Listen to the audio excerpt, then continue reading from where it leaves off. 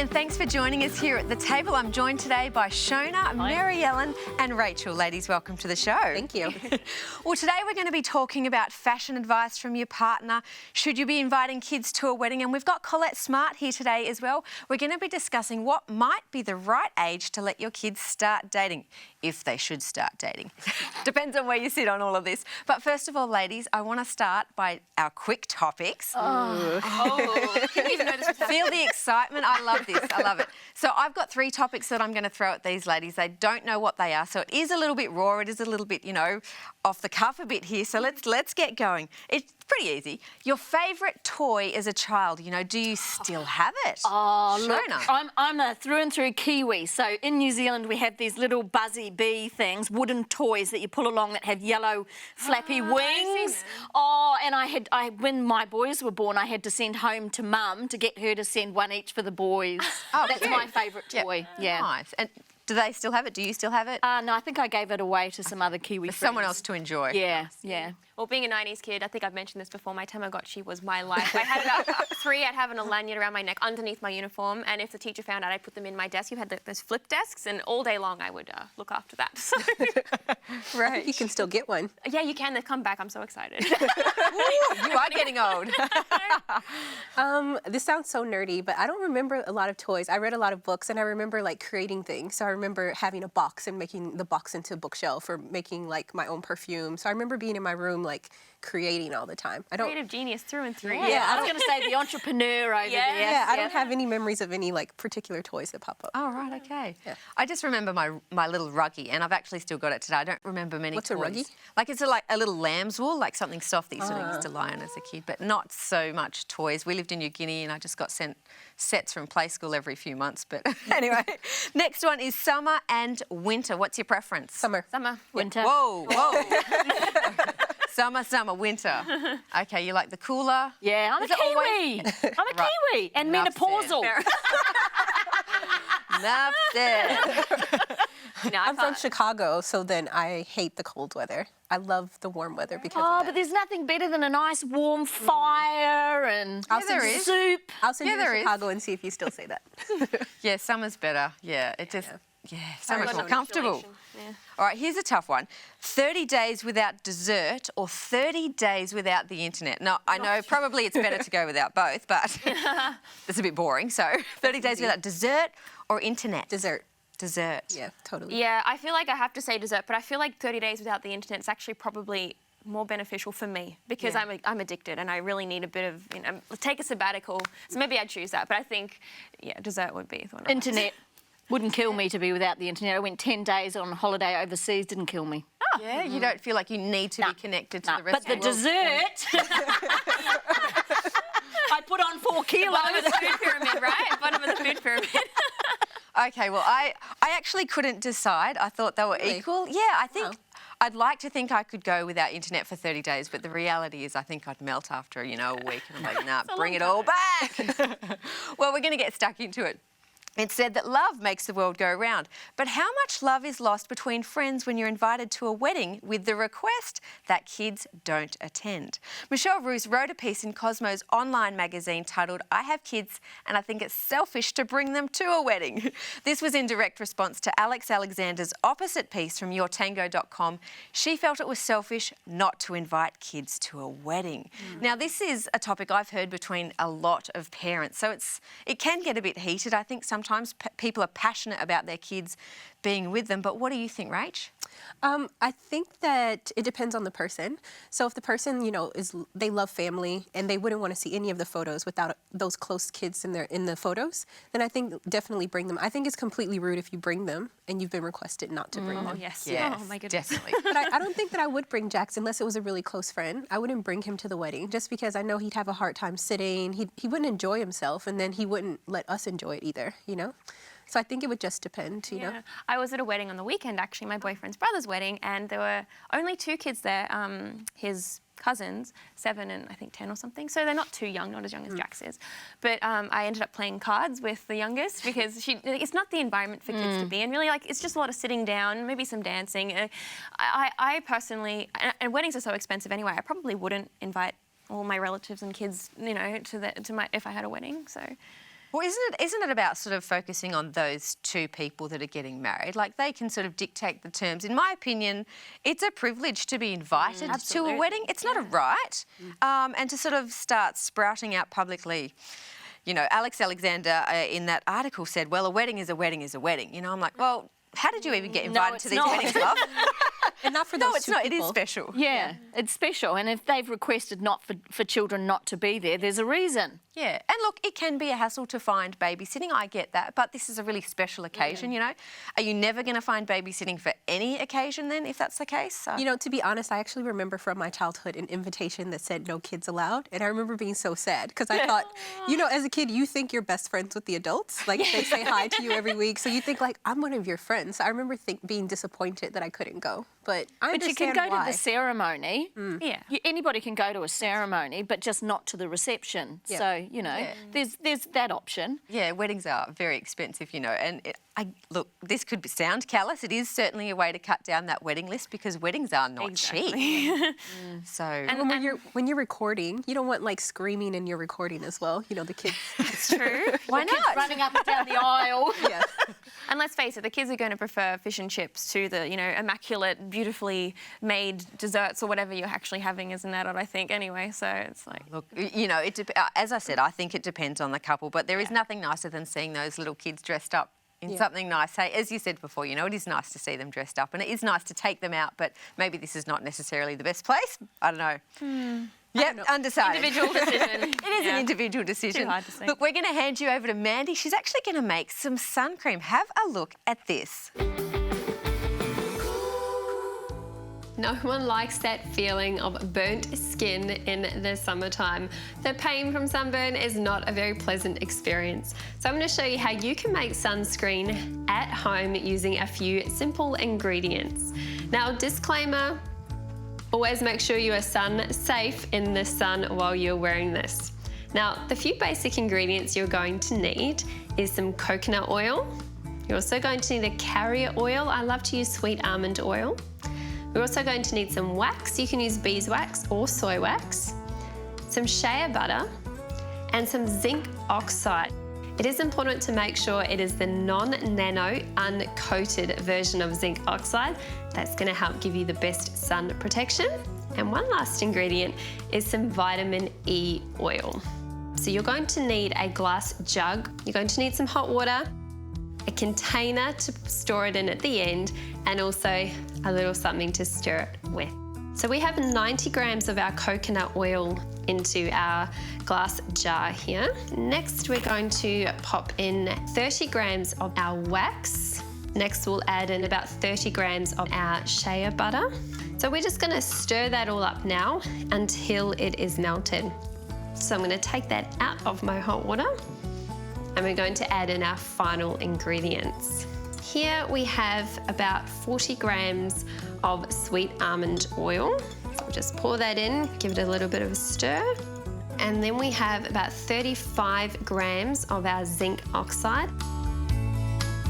So it's starting to get thicker now, and we're getting this beautiful white, thick consistency happening. So we have one final ingredient that we're going to add. We're going to be adding half a teaspoon of vitamin E oil. So the purpose of this is just to help nourish our skin a little bit more. So finally, I'm just going to pour it into my glass container here. There we have it. That is our homemade simple sunscreen. We'd love to hear from you if you try this and let us know what you think about it. You can find us at the Table TV Show on Facebook. Well, there you go. If you're looking for something without the chemicals, that's probably a good idea. What do you reckon? I've wanted to make a DIY sunscreen for ages, so I might... Yeah. Really? That's never been on my to-do list. Me neither, I stay inside. Well, a little while back, the Sydney Morning Herald shared how Kim Kardashian attributes her fashion and style to her husband, Kanye West.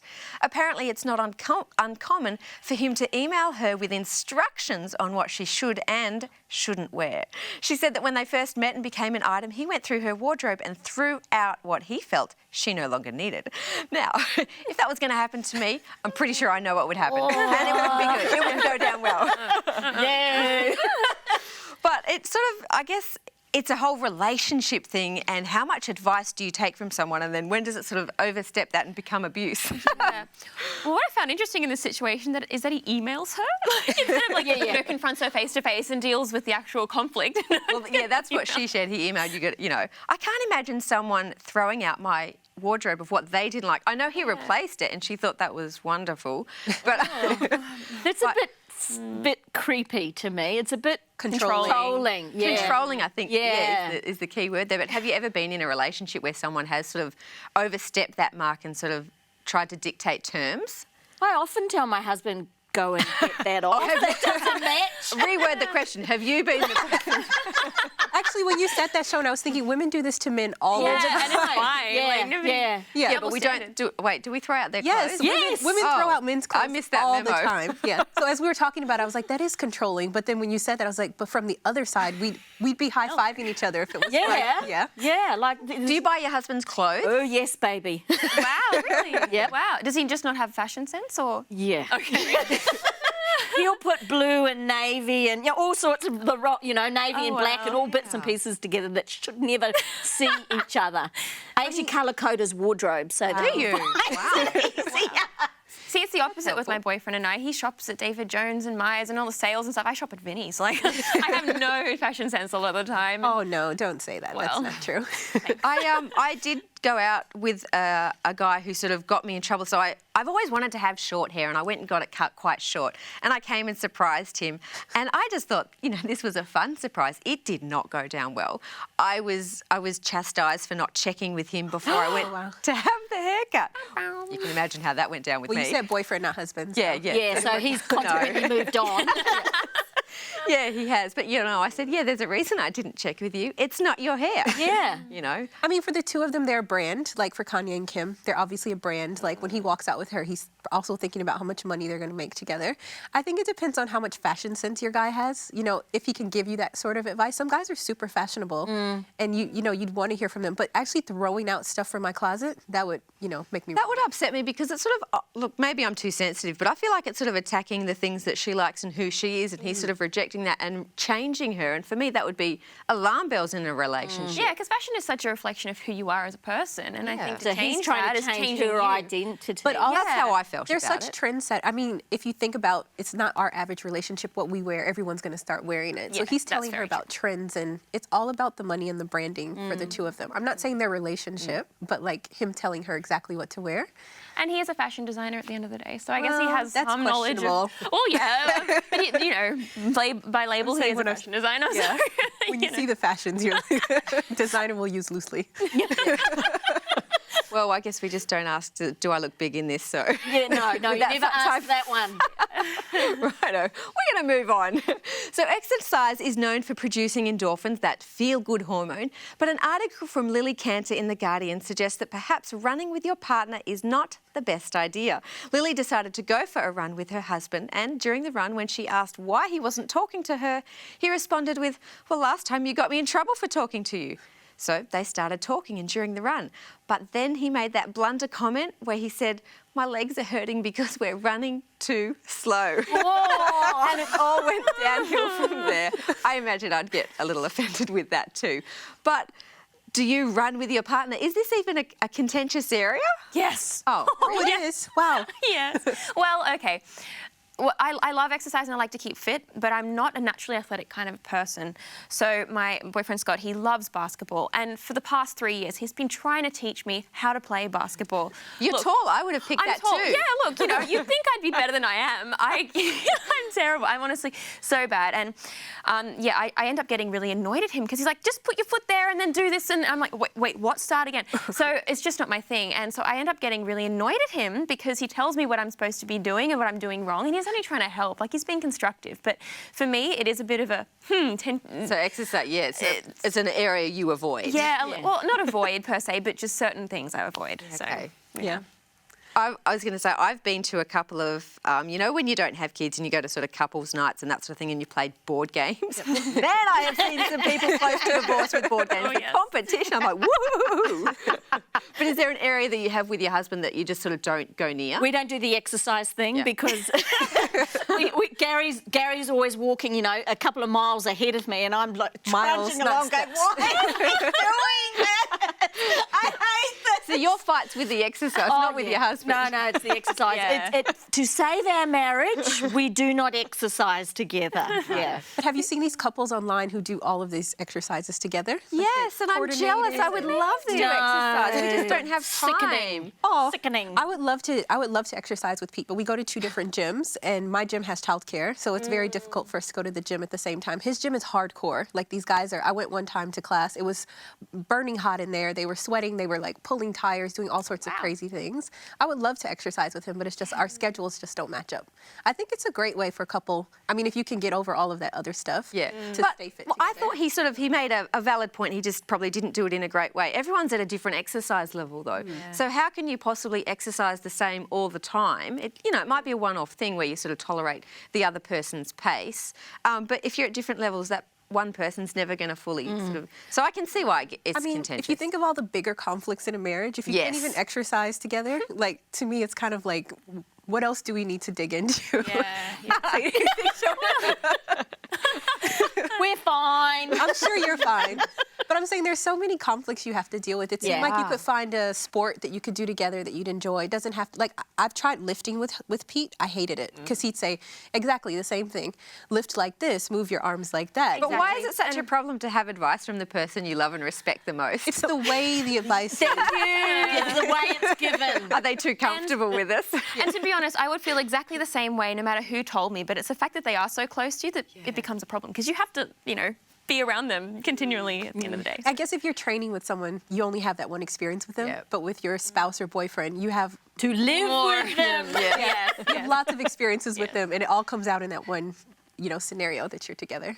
But actually, I do think it is a really good thing to go out and try something new together that you're both not very good at, because Scott and I have just started rock climbing, and usually I'm only about 10%. Thank you. I'm only about 10% as good as what he is, but I'm like 80% as good, and so I've got like self-efficacy now. So it really is a great thing to do exercise together if you can find one. I think that's a great idea. Try something new together, so you're both beginners and learning together. Yeah, nice. Well, look, I would love to be able to do more exercise with my husband. I do draw the line at matching outfits, though.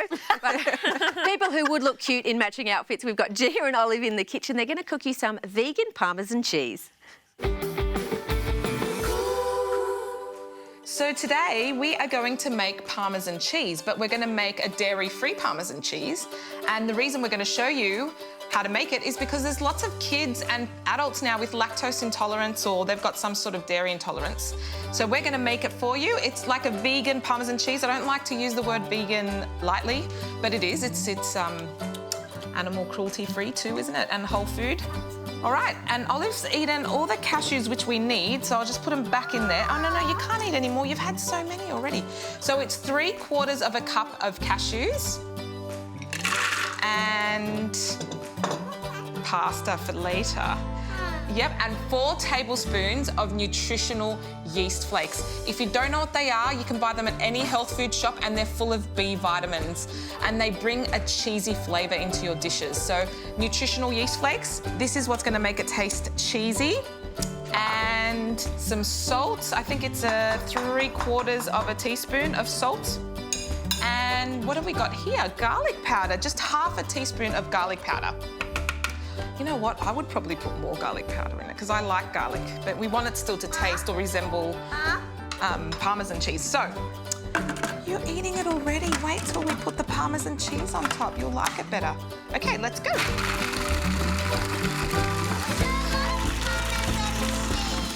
You don't like Parmesan cheese? You love cheese on your pasta. Okay, so you just keep processing until it becomes like the same texture as Parmesan cheese. All right, so I'm going to show you the texture of it. Can you see that? So that's like Parmesan cheese. I'm going to put some on the pasta, how about that? And I'm going to grab it off. She's going to eat it all. Bit of Parmesan cheese on your pasta. There you go, and there you have it, vegan Parmesan cheese for all those people that are missing out.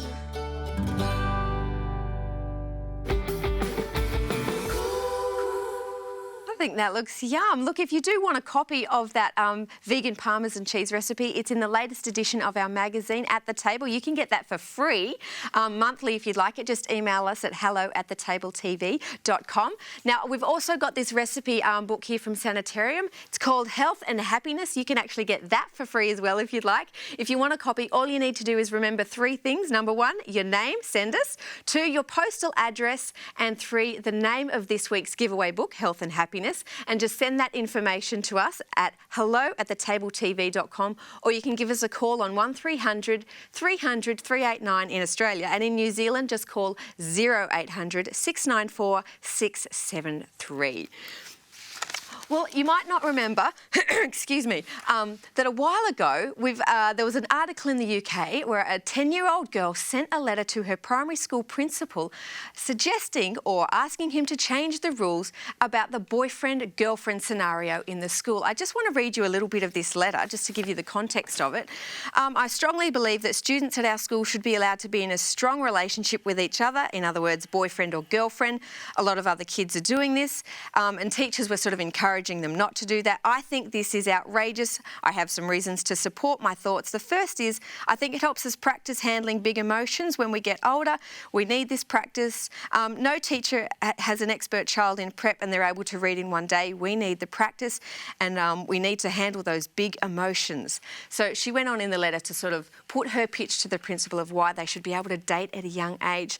Joining us today in the studio is psychologist, qualified teacher, lecturer, writer, public speaker, and mum to 3 children aged 10, 15 and 17, Colette Smart. Thank you so much for joining us today. Thank you for having me. You've got quite a resume there. But it is a topic, and I've got 3 young girls, and that's something I'm facing in the future. But what age is the right age for kids to even start thinking about the dating scenario? I find this little girl's ideas interesting because you don't need to date to get to understand relationships or get to understand people.